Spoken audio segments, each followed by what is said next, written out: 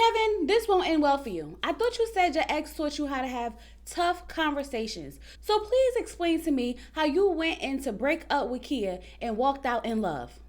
Welcome to my channel. We're here. We break down reality TV shows with laughter and reenactments, all while giving it to you straight with no chaser. Because we don't just watch TV around here, we get into the things of the things. So sit back and relax. I hope you enjoyed the video. Hey y'all, it's Chloe and we're back with another video. Love is Blind Season 10, Episode 2. Y'all, the love triangle's a triangling, okay? I figured that's why they had to get Vic and Christine out of here real quick, because the way these people got all these connections, it's almost hard to keep up with. Nonetheless, we got some things to get into, but before we do, if this is your first time here, sit back, relax, watch the video through, and if you like what you see, you like what you hear, go ahead and hit that subscribe button. If you're one of my lovely members or subscribers, hey y'all, how y'all doing?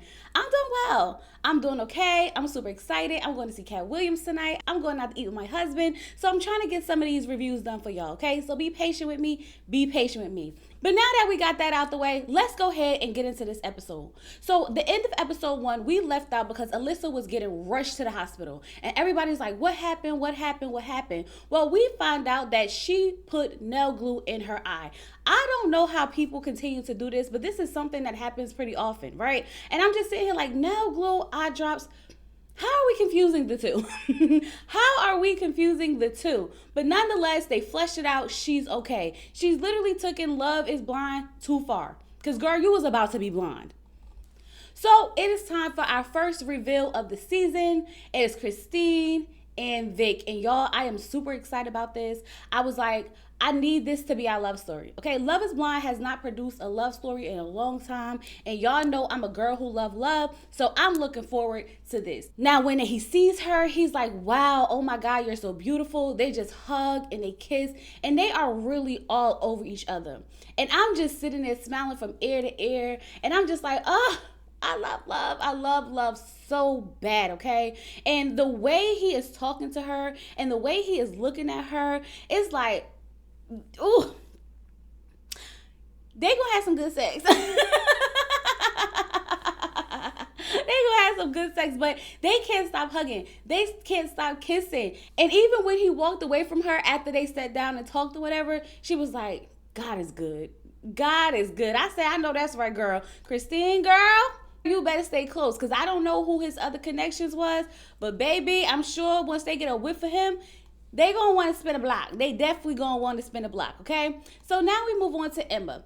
Oh, God, Emma and all her connections, y'all. Just follow me when it comes to Emma. I know it's a little confusing, but trust me, we gonna get there, okay? Now, Emma is still feeling sad over everything that happened with Steve and how he was gaslighting her, how she didn't feel like he was empathetic or caring or any of the things, okay? So now, since Emma has cut everything off with Steven, she's still in her feelings about everything, but she feels like opening up some more, okay? Because obviously, opening up is helping her make a decision on who she needs to be with, because we already see how fast Steven dropped, right? Right. So she goes to Mike and she tells him her backstory, why she doesn't want children. And Mike understands this. Mike is listening to her. He's validating her feelings. And then he, added to the conversation, Steven. That's what you're supposed to do. But he tells her that, the fact that she even cares this much just shows that she would be a great mom. And she really liked hearing that. You could tell that she get choked up a little bit when people tell her that she would be a great mom. And it's like, do you want to be a mom? Are you really scared? Because it seems like every time someone tries to give you an option, you shoot it down. She shuts it down every single time. It's always an excuse after excuse after excuse. But nonetheless, Mike is telling her how he was born premature. And when he was born, he basically died. He flatlined and they had to bring him back to life. And so he said that he likes to think of himself as a fighter. And now he looks at her as a fighter as well. When she said to him, I'm glad you're here, I don't know why that just really did something for me, but it did something for me. I like Mike and Emma together, but the reality is she doesn't want children. And he's going to spend a lot of time trying to change her mind about it, and it's going to turn into resentment. So I feel like they're wasting their time. Even though they have good chemistry, even though they like each other, even though, they could be together for a while, it won't last long because they don't align when it comes to what their future actually looks like. So since Emma has started to open up, she decides that it's time to tell Connor as well. So she tells him about her backstory and why she doesn't want kids. Connor also validates how she feels, and he also tells her that he thinks she'll be a great mom because she's awesome and she has a great heart. And once again, you can just see the emotions taking over Emma's face.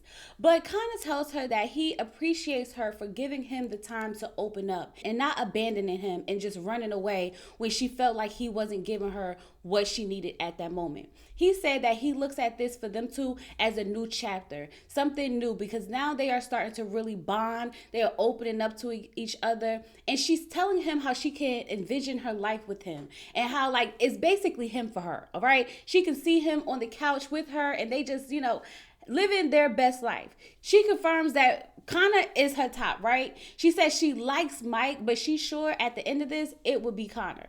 And I feel like Connor would be a better fit for her as well. But the question is, does Connor feel the same exact way?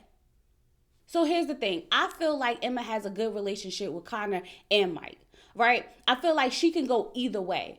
But no matter which way she go, there's always going to be a concern about does she want to have children? Because those men want children. If that wasn't in the picture at all and she was fine with it, this really could just go anyway and she would be fine.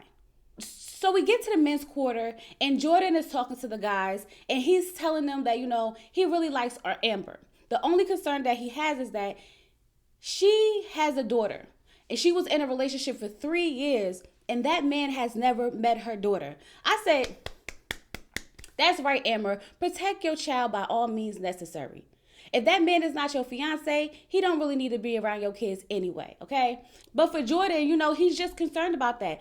The men tell him, like, listen, don't worry about the past. If she picks you and y'all get engaged and she brings you around her child, that means she trusts you. That means she loves you enough. These men seem to be a little bit more level-headed and more realistic because, she is here to find a husband. Just because you're dating someone does not mean that they need to be around your child. Especially with the way relationships be just on and off and off and on. You don't need to add kids to the mix until you are for sure certain that this is someone that you can see yourself being with for a long term, okay? So then we get to the confessional and we see Jordan talking about how his deal breaker was someone with kids. So I said, Jordan, how did we end up here? You literally sat there and said how your deal breaker was someone with kids, and now you are just sitting there concerned about the fact that, does she trust you enough and love you enough to bring her child around you? He said after talking to her and learning so much about her daughter and things like that, he's really excited about that. And this is why everybody needs to be open. I can understand that you don't want to be with someone who can have kids when you don't have kids, but it's okay to be open to the idea because what if this is your wife? And you would have never given her a chance because she has a child. So Amber and Jordan are having a date and they are really just like enjoying this relationship. They're talking about how they've been having these deep conversations. They've been really open with each other. Apparently they both bad with finances. They don't feel judged about it. It's like they having these conversations where it's like, I can tell you everything about myself and I don't have to worry about you looking at me different. But I will say that I hope that one of y'all got a little bit more financially responsible. Because two people who financially irresponsible, y'all gonna be poor. Y'all are going to be poor, okay? But I really like them. But listening to these two talk, I totally understood what they meant about having comfortable conversations and how everything just feels so easy. Because she's telling him about how she was bullied as a child, how she was judged for having a baby and not being married. He's telling her about his learning disability and how even one of his teachers said that he's a stupid kid and his ex-girlfriend basically confirmed that. And that's how I know that they were really starting to get comfortable with each other. And it was really refreshing to see people just have normal conversations that didn't feel like I'm putting all my trauma on you. It was really just helping us learn a lot more about them, just like they were learning a lot more about each other. But listen, Jordan said the teacher could have said I was dumb, the ex could have said I was dumb, but when I got my degree, that was a great accomplishment and he feels really, really good about it. But Jordan is also in this weird phase of life where he feels like he doesn't know his path professionally and he doesn't really work out. I feel like he threw that in there to let her know I'm not, the most in shape type of guy. I feel like that's why he threw that out there. And he said that he's a little worried if they will have natural chemistry. She said, as long as you're not a 60-year-old man who's fat and nasty, we should be good. I said, well, I don't think he's fat and nasty, but he is a little bit bigger. So I don't know if that was such a good comment or not. And I don't know if he felt some type of way about that deep down inside. But he isn't 60. He isn't 60, so I guess that's good, right? Right. So now we move on to Kevan and Taylor. Now, Kevan and Taylor chatting it up, having a good time. He's telling her how he's trying to figure out how their future will look. She said, listen, I meant what I said before. I will drop all of this for my husband. It sounds good. Taylor, it sounds good, but girl, I need you to really think about this. He's trying to tell her, listen, I don't want you to feel like you have to uproot your whole life for me. Like, I wouldn't want you to do that. And she's like, I don't have an issue with moving. Like, I will drop everything. I don't like when she says that. Something about it just doesn't feel good to me. This man doesn't really have much going on. So for you to drop all your things and uproot your life to go be with him would be crazy. It would be crazy for real. Okay, but nonetheless, they having this conversation. They start talking about having kids. He asked her, but what if you couldn't have kids? She said, listen, I would cry a river and build a bridge. She said, I would just have to understand that this isn't the direction that my life is supposed to be in. But she deep down inside feels like she was called to be a mom. And she's like, I just want to be like the best mom ever. I know my children are going to need therapy because of me, because all of us need therapy because of our parents. But she's hoping that it's because, oh, my mom loved me so much. I was overly motherly. I want that to be the reason why my children need therapy. I said, mine is going to be because I'm always yelling at her. My daughter's going to be on somebody's couch. I was like, my mom is always yelling at me. It's because I don't hit you. So be proud. Something got to give, girl. Something got to give. But nonetheless, so far, everything sounds so good between these two. She asked him how he would feel if one of his children came out gay. He said, listen, it would be hard because I have a vision for my kids, but I will still love them regardless. Taylor said, oh, I love that, because every man that I dated, whenever we would have that conversation, they would say, oh, my child's not going to be gay. Oh, my son's not going to be gay. I'm going to take him to the strip club. But I found that conversation interesting because it's only geared towards the boys. It's never really about the girls. Like, we don't ever talk about if the girls turned out gay. It's always, not my son, not my son, not my son. And I hate that. I hate that for real, okay? But nonetheless, the conversation is still flowing. But then we found out that Kevan is also his mother's caretaker. She had to get her leg amputated because, she had a rare blood disease. And he actually saved her life because he just so happened to be home because he was suspended from school. And he saw her passed out on the floor. And they told him, like, had you not brought her in here any sooner, she probably would have passed away. And that gave me a different level of respect for Kevan because I really, really, really do appreciate people who can step up and take care of their parents in time of need. My mother, when we were living in Jersey, she left Jersey. She left her job and everything to move down to North Carolina to go live with my grandmother to take care of her. And she's still caretaking for her. That is a huge, huge responsibility. And so for that really helped me look at him in a different light because it shows that he has a caring and a nurturing side. So now this gives me a little bit more clarity as to why he probably doesn't want to relocate. But the conversation went so good that these two, they're talking about how like they want to be together. They want to lock in. They want to cut off everyone else, right? So Taylor's in a woman's corner talking about how she just definitely knows she's going to get engaged. He's talking about how Taylor's his number one. He needs to tell Kia that he has strong feelings for Taylor so that these two can go be together, right? So I'm sitting here like, okay, these two, perfect match. I'm not mad at it. I'm not mad at it. But here's when things get a little strange and a little weird. Kevan goes to talk to Kia, and she's basically telling him how she knows that he likes someone else, okay? And she doesn't think that he has to choose right now. She wants him to go through this whole experiment. She wants him to be open because you need to be sure. But he's like, I don't want to play with anyone's heart. And she's like, I'm a big girl. I know what's up. I know what's up. I know we all came here to date other people. I know we're all going to have feelings for other people. None of this is going to be new to me, but at least go through the experience. She's basically asking him, what do you want to do?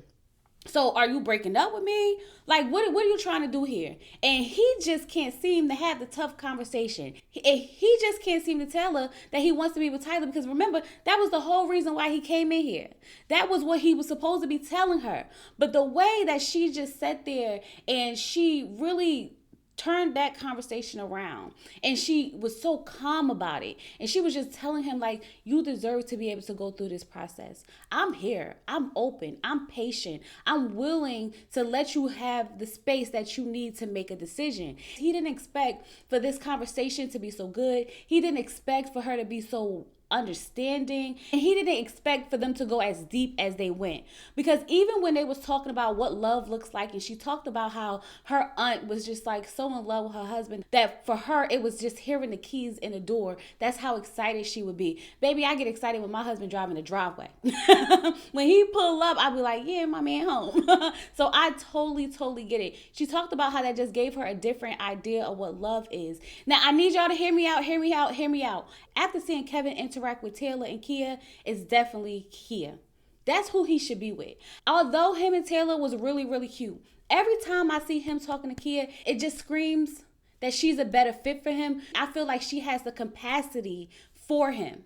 She threw him off his game because the man was supposed to break up with her, but instead he walked out in love. He walked out in love, okay? She said, just be open-minded. Just be open-minded about the process. I said, that daggone Kia, she was swift about it, okay? The way she did that, yeah, girl, I see the game. Because she knew that he was basically trying to break up with her. She knew it. So Jordan made Amber some cookies. The girls love them, okay? She is on cloud nine. She's on cloud nine, but when she talks to him, she tells him that she needs a little bit more clarity. She asked him, is he nervous about bringing two people into his life? He said, listen, I'm nervous because I never helped with a kid before. I don't really even know what that really looks like. But it puts him at ease because her daughter's father is in her life. So he's not coming in, taking over being her father. He's not coming in, with that responsibility. He doesn't really have that pressure. And so for him, he's just adding to the support system. And I feel like I'm glad he understood that. I'm glad he realized that he doesn't have to come in and be someone's father. But he wrote her such a beautiful note, and he proposed to her, and of course she said yes. Because why wouldn't she?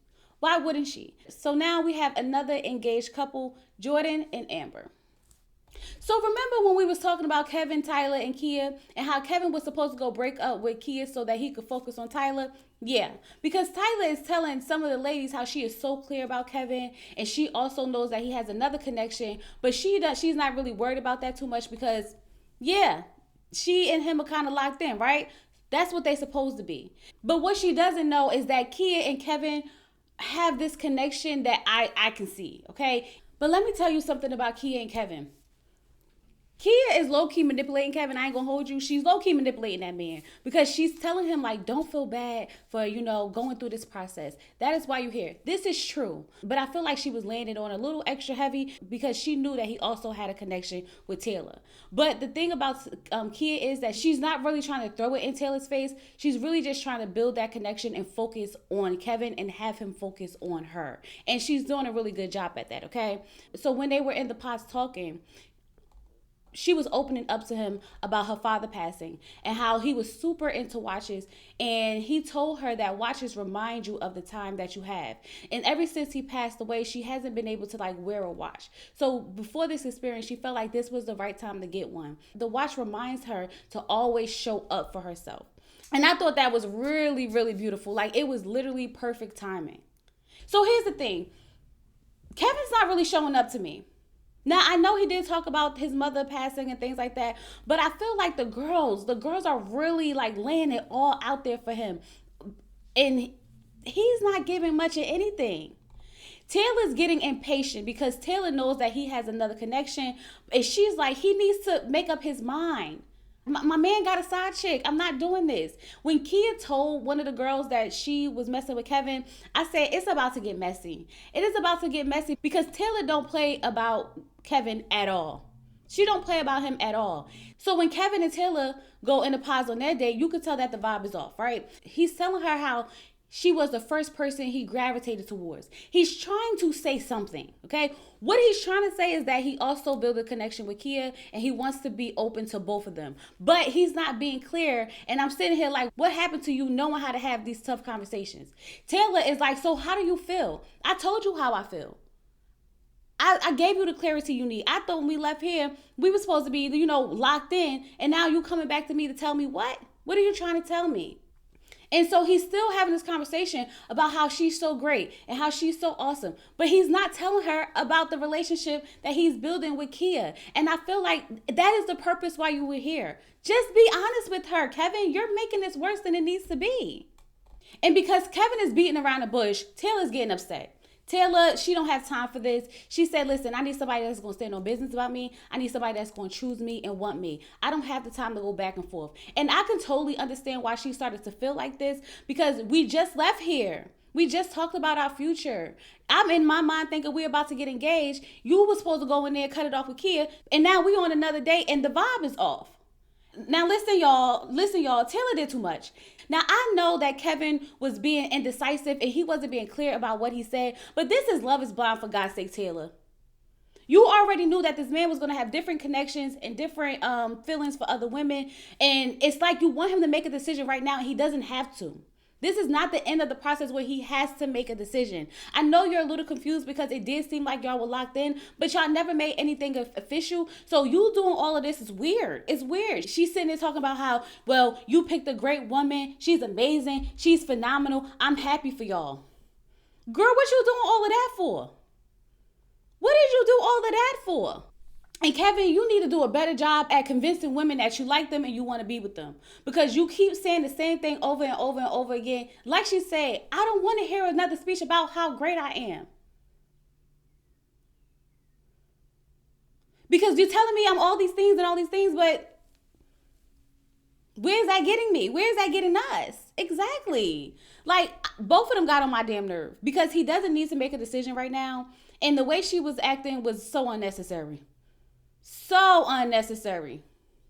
And at this point, it just really solidified for me that Kevan would have been a better match for Kia. I know the emotions are high. I know we do things and say things in the heat of the moment. But Kevan can't handle a woman like her. Point blank, period. Anyway, y'all, that was Love is Blind. I really hope y'all enjoyed this review. Get in the comments. Let me know what y'all think about everything. Do y'all think Taylor overreacted or not? Do you think she was right or you think she was wrong? Let me know. Go ahead, like the video, hype it up, and subscribe to the channel. And with all that being said, I'll talk to you guys later. Peace.